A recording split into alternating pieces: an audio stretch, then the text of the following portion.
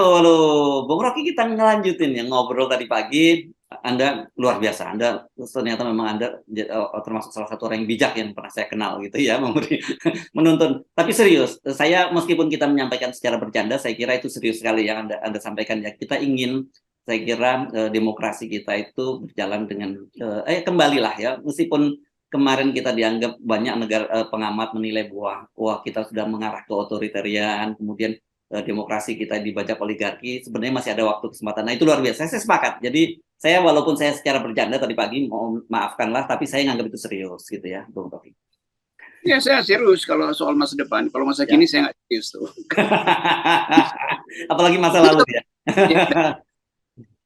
Sejarah Indonesia itu ditulis dengan bagus, misalnya oleh Herb Faith itu. Judulnya The Rise and Fall of Constitutionalism. Jadi kita punya bahan untuk mempelajari kapan demokrasi kita bermutu, kapan dia turun itu. Juga di era Pak Harto, tanda-tanda awal dari kerusakan hubungan bisnis dan politik anak-anak Presiden Soeharto itu ditulis dengan bagus oleh jurnalis Australia waktu namanya David Jenkins. Soeharto and his General. Dan itu yang kemudian membuat kita sadar bahwa problem kita justru dibaca secara lebih teduh oleh analis internasional tuh. Sekarang di era Pak Jokowi, orang lihat buku-buku baru tentang bagaimana Jokowi mengarah pada otoritarianisme dan orang dikaitkan dengan teori baru how democracy dies itu. Jadi semua sebetulnya ada di depan kita, referensi lengkap itu. Yang nggak ada adalah kesadaran untuk memulai perubahan itu. Nah karena itu statement yang 3 partai terakhir untuk memulai perubahan dianggap sebagai ice breaking, sesuatu yang kemudian jadi sinyal bahwa Indonesia bisa ditemukan kembali, bisa diuji ulang dan bisa ditulis ulang. Nah di depan kita cuman Prabowo, Anies, Ganjar, udah. Tetapi sebetulnya kalau kita lihat apa yang mengkondisikan mereka bertiga muncul ke permukaan, ya cuma 2 hal. Pertama adalah survei, yang kedua adalah kerelaan. Pada 2 orang teman tadi, Ganjar maupun Prabowo, itu survei. Dan kita tahu survei itu udah berlangsung 3-4 tahun lalu dan nggak pernah Ganjar maupun Prabowo masuk di dalam disebut magic numbers 35%, nggak pernah masuk di situ. Padahal dari 3 tahun, apalagi Prabowo udah bertahun-tahun dia berhenti di situ. Anies tiba-tiba muncul sebagai kuda hitam itu. Dan orang melihat, loh ini sinyal perubahan. Iya, tetapi Anies dipaksa oleh sejarah untuk muncul. Walaupun Anies juga punya ambisi tentu. Tapi kita mesti fair, begitu banyak anak muda di daerah yang punya potensi, begitu banyak bupati di daerah yang punya potensi muncul, tapi terhalang oleh uang, terhalang oleh hubungan darah, terhalang oleh nggak punya lembaga survei. Saya mondar-mandir di beberapa kampus dalam 2-3 minggu ini, dari Bandung, Jakarta, atau ke Surabaya. Ada potensi itu yang berupaya untuk mengingatkan bahwa generasi ke depan dia nggak peduli dengan electoral politik, mereka peduli dengan isu lingkungan, isu gender, isu financial market yang lagi collapse, isu startup yang hancur di seluruh dunia. Ini nggak pernah dibaca oleh calon-calon pemimpin kita. Mereka sibuk aja tuh nyogok lembaga survei untuk cari popularitas lewat elektabilitas. Nah itu bahayanya. Dan karena itu kita tiba pada kesimpulan bahwa Indonesia memang mesti dirawat oleh pikiran-pikiran bermutu. Nah karena itu pertandingan ke depan akan pertandingan bermutu. Yang bermutu itu nggak boleh ada pertandingan putih di atas panggung dangdut. Nggak bisa itu. Masuk redaksi, minta redaksi yang paling pintar untuk mewawancarai. Banyak presenter-presenter yang pintar hari ini, yang muda itu. Umurnya ada 27 tahun, tapi otaknya bagus betul, bercahaya itu. Nah, kesempatan kita untuk deal dengan teman-teman yang muda ini sebetulnya. Ya. Bukan kemudian bagi-bagi sembako, apa dan sebagainya, itu yang terjadi sekarang ya. Kemudian dan masuk di TikTok, apa dan sebagainya. Jadi, saya kira ini betul-betul absurd dan dangkal banget gitu. Ya main TikTok ngapain tuh? TikTok itu dibuat 2 detik dan semua orang merasa udah hebat kalau dari TikTok. Tapi nggak ada fondasinya, substansinya nggak ada. Tiba-tiba semua orang main lato-lato tuh. Dan beberapa laki-laki capres tuh main lato-lato tuh. Lato-lato artinya laki-laki tolol tuh. Anda senang banget nih. Mau ada public expose yang basisnya adalah argumentasi itu. Ya. Bikin banyak perkemahan kebangsaan misalnya tuh, supaya terkait dengan keinginan generasi muda itu. Ngapain kampanye di depan ruang tertutup? Datang hubungi kemah-kemah.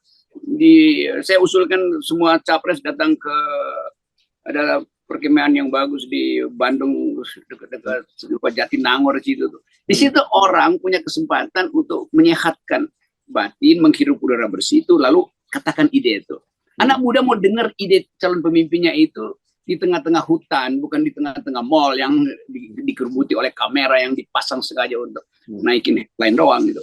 Ya, oke. Tapi kita kembali kepada realitas ya, Bung Rocky. Setelah Anies Baswedan dipastikan dia akan dapat tiket gitu ya, dan kita akan membicarakan siapa potensi-potensi pesaingnya dan kemungkinan-kemungkinannya juga perubahan konfigurasi politiknya itu. Meskipun kita tidak bisa menghindari, kita tetap bicara figur yang itu saja. Ya, kita tahu bahwa kehidupan politik kita diasuh oleh headline. Anies bisa jadi GR juga karena headline-nya tinggi sekali itu. Kita mesti ingatkan Anies, Anda itu alternatif, bukan sesuatu yang udah final tuh. Jadi mesti dianggap bahwa kesempatan kita untuk mendukung Anies juga bukan berarti memberi dia kosong. Maksudnya kesempatan relawan. Kalau kita nggak akan dukung siapapun, kita akan tetap isi siapapun 24 nanti Anas Urbaningrum pasti akan pun dia tokoh yang dianggap kontroversial walaupun mengalami pidana.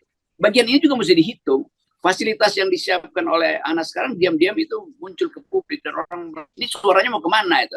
Karena Golkar ingin agar supaya ada kader dia yang dimunculkan ke atas. Jadi akan kalau saya duga mulai bulan Maret, bulan depan itu udah pasti pikuk. Ya, mereka yang pernah kena sprindik, mereka yang pernah jadi tahanan koruptor, tiba-tiba muncul sebagai tokoh. Dan itu mesti dianggap sebagai keriuhan politik yang mesti ditertibkan dengan partitur, dengan baru. Nah, ini yang dilupakan oleh para pemain politik lama yang hanya mengandalkan ada survei.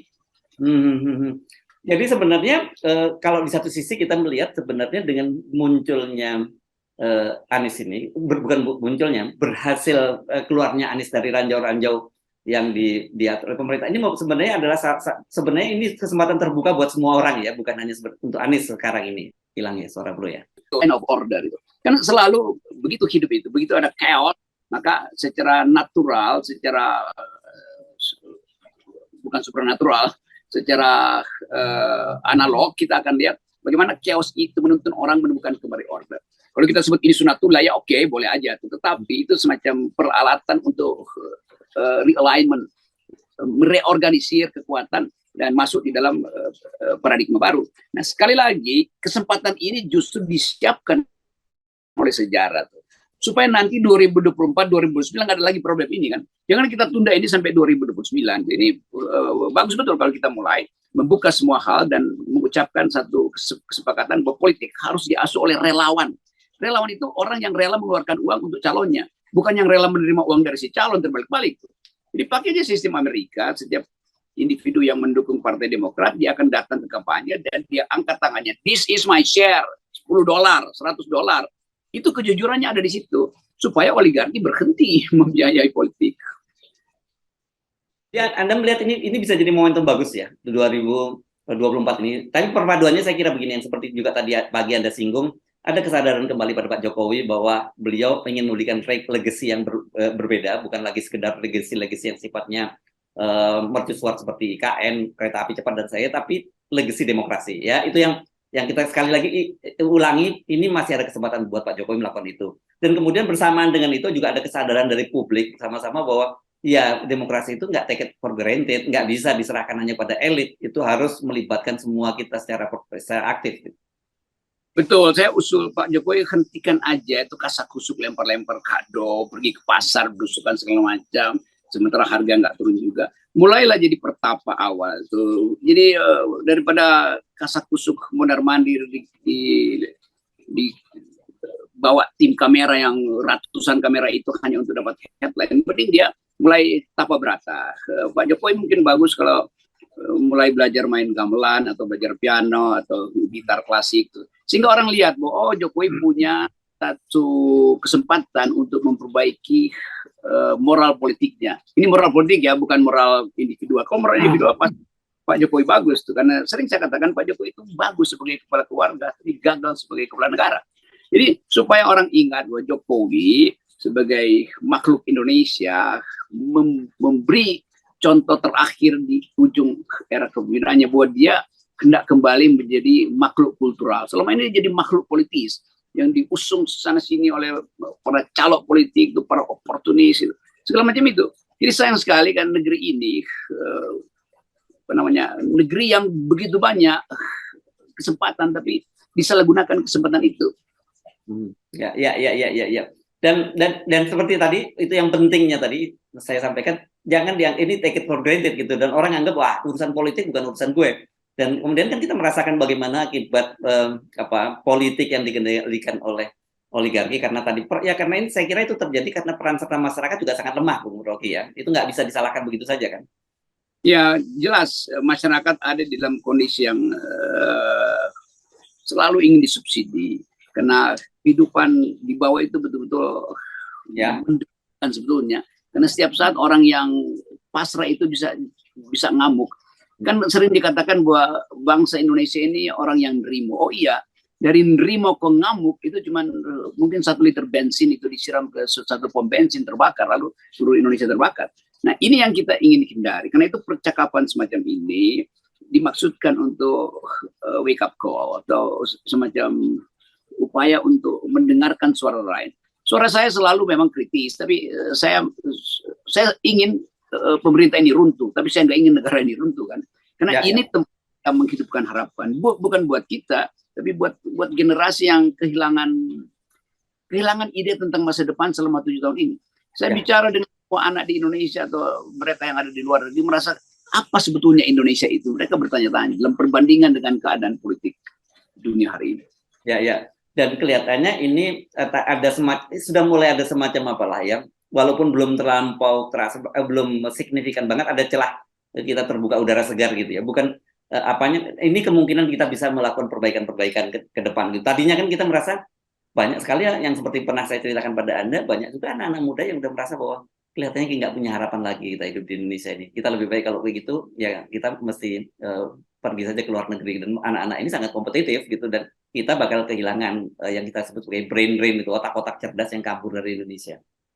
Nah, kita 3 brain drain itu dengan menguatkan jaringan pikiran di dalam negeri itu, supaya ada pemahaman baru, ada new kind of understanding itu, jangan terjadi misunderstanding dalam soal politik. Misunderstanding itu 1 S ya, bukan 2 S.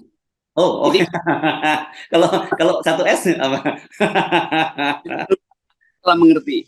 Kalau 2 S understanding artinya seseorang yang paham tentang pengertian. Seorang perempuan paham tentang pengertian.